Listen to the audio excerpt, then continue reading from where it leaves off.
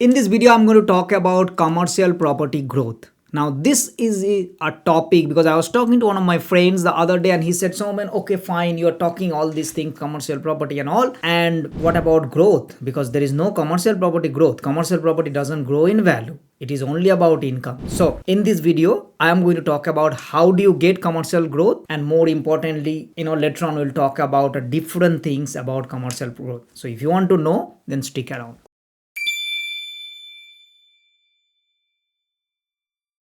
All right, so commercial property growth. Now, let's understand the what growth. Growth is basically if you buy a commercial property for $1 million and fast forward 5 years down the line, you are expecting if you have to sell that you will not sell for $1 million, you will sell for $2 million, $1.5 million. That extra $500,000 or 500,000, 600,000, whatever it grows, that's the growth that you want to expect. That's the part we were talking about, right? Now, in residential property in Australia, remember if you buy an X amount and it goes up, you get growth, and that's easy to understand, and it happens if you go through this history of the last 10, 20, 30 years that it has grown up. Here is the thing, the same thing happened for commercial property as well. You just didn't know. So I actually explained to my friend that if you would have bought a commercial property, irrespective of what property it is in 2020, by now for sure it has gone up. Now, let me give you a mathematical way to think about it. If you buy a commercial property, let's say $1 million today, and that fetch is you, let's say $70,000 net rent, which basically means a 7% net return, right? It's giving you 7% based on 7% you bought it. Now, as you know, in commercial property, every year the CPI rent increase or 3 to 4% rent increase, which means that 70,000 next year it is going to be 72,000 or 73,000. The following year it is going to be 75 or 76,000. Then the following year 79. So then one day, 5, 7, 10 years time, that 70,000 rent is going to be 100,000. You agree with me? Because the mathematically that it is going up 3 to 4%. Sometimes market review, eventually it is going to go to 100,000. So when the rent goes up to 100,000, think about this, and the same 7% return somebody chasing, someone is willing to pay 1.4 to 1.5 million for the same property. Do you understand? Because here you are getting it 7% return, there also you're getting 7% return, but because the rent has gone up, so does the property value. And that is the way you get the growth in commercial property. So now rule number one, that as long as the rent is going up, the property value can go up and will go up, and that's how you get the growth. Now, the rent cannot be linear or doesn't have to be linear. Sometimes, you can do things. For example, you can uplift the property that can significantly increase the rent because you are helping your tenant to do their business better and make more profits. Hence, they are ready to pay a little bit more rent, and hence that 70,000 rent after 10 years can become 140,000. And if the rent becomes 140,000 with the same 7% return, that $1 million property can be 2 million. And this is exactly happen. If you bought a commercial property 5-6 years ago, now perhaps you got that, and if you are in that boat, you know that it has gone double. This is how you get that growth. Hopefully you understood that the growth that you get tied up with the income. If the income goes up, so does the property value in commercial property. Now, residential is different because emotion is there and people have fear and all sort of things. Commercial is pure mathematics and pure return. And the way you see this, that whether it is making money, as long as it is making money, then you are ready to pay a little bit more with commercial property. Now, let me put it this way. Let's just, for hypothetical situations, that commercial property that you bought for $1 million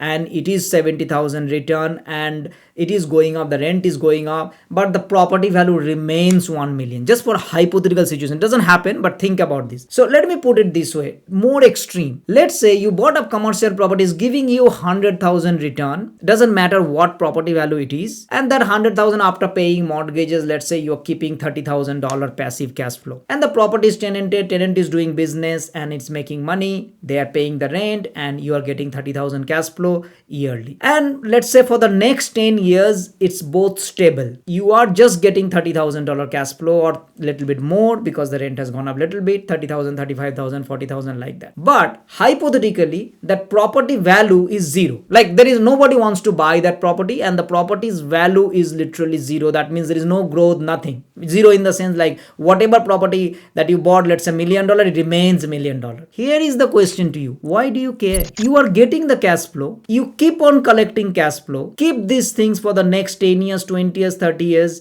Keep on collecting. Why do you care if it is not growing? It's an important part to think about, because people think it's just a mental satisfaction that, oh, my property has gone up to 2 million, my 3. It only matters if you are planning to sell or think about doing refinance. But if you do the refinance, then again you're taking more money, and that means it has to borrow more, it has to give you more cash flow. But think for a moment, even though it remains $1 million, which generally it doesn't, but I'm just giving you the extreme, for the next 10 years, 20 years, 30 years, as long as it is making money, it is giving cash flow, why would you care? It is way better outcome of owning those commercial property which is hypothetically not growing than losing money and think about it is growing, because every year losing money means you need to feed more money into that property. And even though it is growing on paper, you can't sell, because if you know that as soon as you sell, then you need to trigger this capital gain tax and all, so you don't want to sell, but you are happy, and the job that you are doing you're not happy doing, but you have to because you need to feed more money into that deal. That's a different circumstances. This is way better,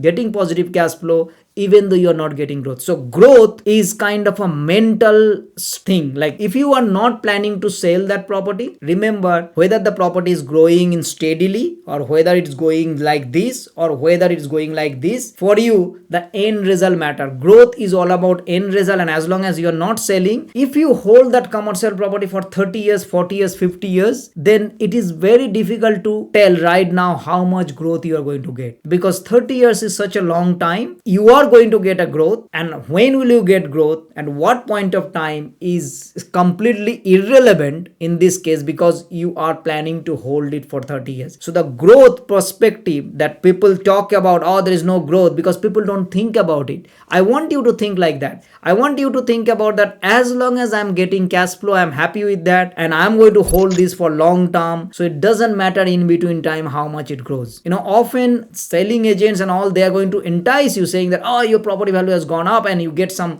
sugar boost that, oh, my value has gone up. What does it mean? It means nothing. Because think, if it goes up and then goes down, then goes up, goes down, it's just the sugar rush. It doesn't make any sense, because ultimately you are not doing anything, you're not tapping into it. There is no way to get together and tap into this. Remember, if it goes down, then that's some different circumstances. So growth is all about, is like a mental satisfaction thing. The cash flow is real, which is why you have to focus more on cash flow than the growth. And commercial property, you do get growth, but as I give you an example, that even though you don't get, why do you care? I hope it gives you an idea about the thought process behind this, and why, if you look around, how many people become financially independent investing in commercial property versus how many people become finance independent investing into residential on the market or other form of investment. You will find way more people in commercial than the other form of investments. I rest my case. Hopefully you got that idea about how to get the growth and why do you care about growth. Thank you so much, and I'll see you next time. Bye bye.